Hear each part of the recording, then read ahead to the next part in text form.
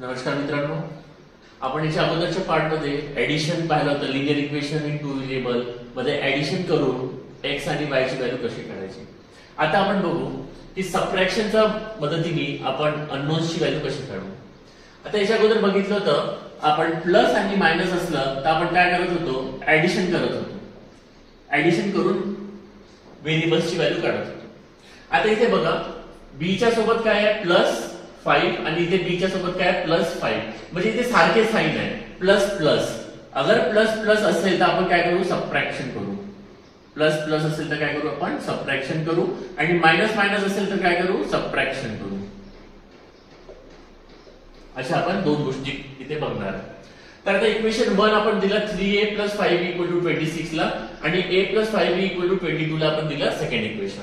पहिले बघून घेऊ b च्या सोबतची व्हॅल्यू सारखी आहे का. इथे किती आहे 5, इथे किती आहे 5, सारखी आहे तर काही मल्टिप्लाय करायची गरज नाही आहे. समजा इथे फक्त b असता, समजा इथे फक्त b असता तर मला इक्वेशन 2 ला 5 ने मल्टिप्लाय करावं लागलं असतं, पण इथे तसं नाही, इथे 5b आहे. आणि इथे प्लस प्लस आहे, प्लस प्लस असलं तर काय करायचं आहे, सबट्रॅक्शन करायचं आहे. म्हणून मी काय करेल, सबट्रॅक्ट इक्वेशन 2 फ्रॉम 1. हा याच्यामधून सबट्रॅक्ट करायचा आहे. तर लिहिण्याची पद्धत कशी आहे ते बघून घ्या. हे दोन्ही इक्वेशन मी लिहितोय, ठीक आहे. आता इथे एक एक्झाम्पल घेतो. जसं इथे मी लिहितो x + 4 आणि इथे लिहितो मी 3x - 5 आणि मी म्हणतो हा इक्वेशन 2 आहे, हा इक्वेशन 1. तर मी काय म्हणतो, हा 2 1 मधून सबट्रॅक्ट करायचा आहे. तर 1 पहिले लिहावं लागेल. मी जेव्हा म्हणतो की 5 मधून 3 मायनस करायचं तर आपण काय लिहितो, 5 - 3 लिहितो ना. तर मी काय म्हटलंय, हा 2 1 मधून मायनस करायचा आहे तर 1 पहिले लिहावं लागेल आणि मायनस काय करेल मी 3x - 5 असं लिहिल. तर हा x + 4 तर असाच राहील. या मायनसने ब्रॅकेट ओपन करील तर हा -3x होऊन जाईल आणि हा मायनस +5 होऊन जाईल. तर काय दिसून राहिलं तुम्हाला, जेव्हा इथे होतो आपण तर इथे +3x होतं आणि इथे आलो तर काय झालं, -3x. इथे होतं तर काय होतं, -5 होता, पण जेव्हा सबट्रॅक्शन केलं तेव्हा इथे काय झालं, +5. म्हणजे खाली जो असतो त्याचे साइन चेंज होतात. हा पॉझिटिव्ह आहे तर निगेटिव्ह होईल, हा निगेटिव्ह आहे तर हा पॉझिटिव्ह होईल. केव्हा, जेव्हा आपण सबट्रॅक्शन करतो तेव्हा. त्याच प्रकारे जेव्हा मी सबट्रॅक्ट इक्वेशन 2 फ्रॉम 1 म्हटलंय तर हा जो 2 आहे याचे साइन चेंज होतील. हा +a आहे, हा मायनस होऊन जाईल. हा +5b आहे, हा मायनस होऊन जाईल आणि हा +22 आहे तर हा मायनस होऊन जाईल. म्हणजे आता हे साइन बघून आपल्याला सॉल्व्ह करायचं आहे. हा काय आहे, 3a - a, 3a - a, 3a - a, 3a - a 2a. हा काय आहे, +5b आणि हा -5b कॅन्सल होऊन जाईल. +5b - 5b कॅन्सल झाला, इक्वल टू 26 - 22 4. 26 - 22 4. तर 2a च्या मल्टिप्लिकेशन मध्ये आहे, इक्वल टू च्या तिकडे जाईल तर डिव्हिजनला जाईल. म्हणजे a = 4/2 तर a ची व्हॅल्यू झाली 2. तर a ची व्हॅल्यू झाली 2. आता ही a ची व्हॅल्यू तुम्ही इक्वेशन 1 मध्ये या इक्वेशन 2 मध्ये ठेवून द्या. पुट a = 2 इन इक्वेशन, यावेळेस आपण 2 घेऊ इन इक्वेशन 2. तर a + 5b = 22. तर a ची व्हॅल्यू 2 + 5b = 22. हा प्लस मध्ये आहे, प्लस मध्ये असल्यामुळे तिकडे जाईल तर मायनस होऊन जाईल. तर 5b = 22 - 2. 5b = 22 - 2 20. 5 हा b च्या मल्टिप्लिकेशन मध्ये आहे तर तिकडे जाऊन डिव्हिजनला चालला जाईल. तर b = 20 / 5. 5 × 5, 5 × 4 20, म्हणजे b ची व्हॅल्यू झाली 4. b ची व्हॅल्यू झाली 4. आता बघू आपलं उत्तर बरोबर आहे की नाही. तर कोणतेही एक इक्वेशन घेतो मी. 3a + 5b = 26 यायला पाहिजे. 3a ची व्हॅल्यू किती आली होती, 2 + 5b ची व्हॅल्यू आली होती 4. 26 यायला पाहिजे. 3 × 2 = 6, 5 × 4 = 20 आणि 20 + 6 26 = 26. हे होल्ड होत आहे, म्हणजे आपल्या a आणि b ची व्हॅल्यू बरोबर आहे. दुसऱ्या इक्वेशन मध्ये ठेवून बघू. a + 5b = 22 यायला पाहिजे. a ची व्हॅल्यू आहे 2 + 5b ची व्हॅल्यू आहे 4 = 22 यायला पाहिजे. 2 + 5 4 = 20, 22 यायला पाहिजे, 20 + 2 22 = 22. म्हणजे आपल्या ए आणि बी ची व्हॅल्यू बरोबर आहे. हे परीक्षेत लिहिण्याची गरज नाहीये, पण रफ मध्ये आपण 1-2 मिनिटं देऊन आपला आन्सर चेक करू शकतो. लिहून घ्या.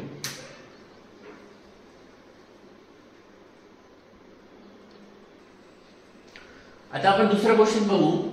याच्यामध्ये 5m - 3n = 19 दिलेला आहे आणि m - 6n = -7 दिलेला आहे. आता इथे मायनस आणि मायनस दिलेला आहे, याच्यामुळे आपल्याला काय करावं लागेल, सबट्रॅक्शन करावं लागेल. आपण प्लस प्लस असलं तरी सबट्रॅक्शन करतो आणि मायनस मायनस असलं तरी सबट्रॅक्शन करतो. पण इथे n च्या सोबत काय आहे 3, इथे n च्या सोबत काय आहे 6. तर आपल्याला हे दोन्ही सारखे बनवायचे आहे. तर याला 6 बनवण्यासाठी, हा 6 आहे, याला 6 बनवण्यासाठी आपण याला 2 ने मल्टिप्लाय करू शकतो. तर हा 6 होऊन जाईल. म्हणजे या पूर्ण इक्वेशनला आपण 2 ने मल्टिप्लाय केलं तर हा 6 होऊन जाईल. किंवा आपण या 3 ने याला मल्टिप्लाय करून टाकू आणि या 6 ने याला मल्टिप्लाय करू. खूप ठिकाणी असं शिकवलं जाते की या नंबरने याला मल्टिप्लाय करून टाका, या नंबरने याला मल्टिप्लाय करून टाका, तर तुमचं उत्तर येऊन जाईल. तर आपल्याकडे खूप साऱ्या वे आहे. आपल्याला हा 6 पाहिजे म्हणून मी याला 2 ने मल्टिप्लाय करतो.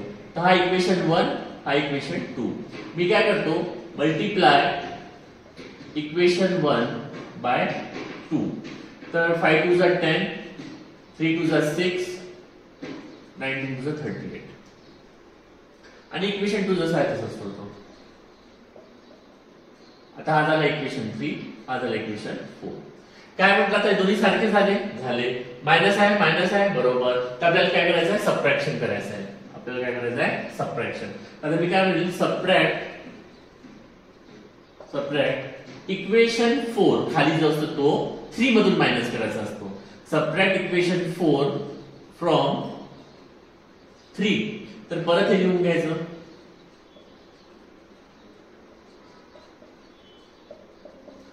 सबट्रॅक्शन करताना साइन चेंज होतात. हा काय आहे, प्लस आहे तर हा मायनस होऊन जाईल. इथे काही नाही म्हणजे प्लस आहे तर हा मायनस होऊन जाईल. हा मायनस आहे तर हा प्लस होऊन जाईल. हा मायनस आहे तर हा प्लस होऊन जाईल. आता खालची साइन बघायची. हा 10m - m, 10m - m 9m. हा -6n आणि हा +6n कॅन्सल. 38 + 7 45.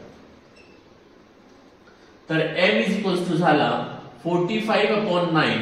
कारण की 9m च्या मल्टिप्लिकेशन मध्ये आहे, इक्वल टू च्या तिकडे जाईल तर डिव्हिजनला जाईल. तर 9 1 = 9, 9 5 = 45. तर m ची व्हॅल्यू झाली 5. m ची व्हॅल्यू झाली 5. आता m ची व्हॅल्यू कोणत्या इक्वेशन 1 या 2 मध्ये ठेवून द्या तर तुम्हाला m ची व्हॅल्यू भेटून जाईल.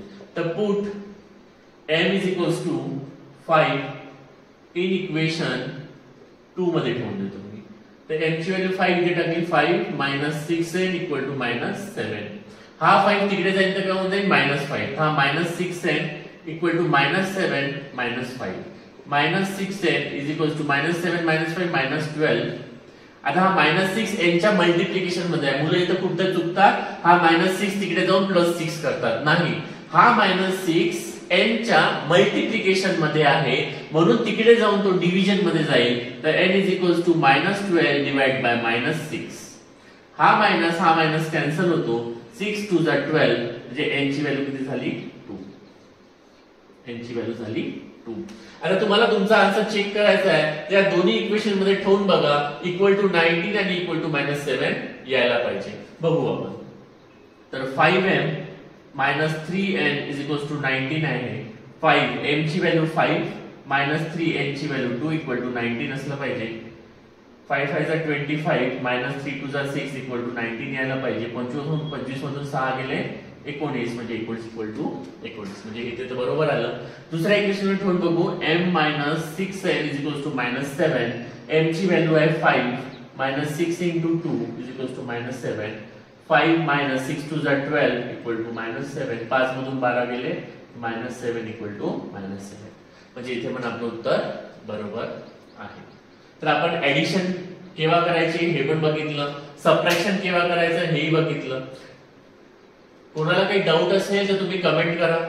प्लीज चॅनलला सबस्क्राईब करा, लाईक करा आणि आपल्या मित्रांमध्ये शेअर करा.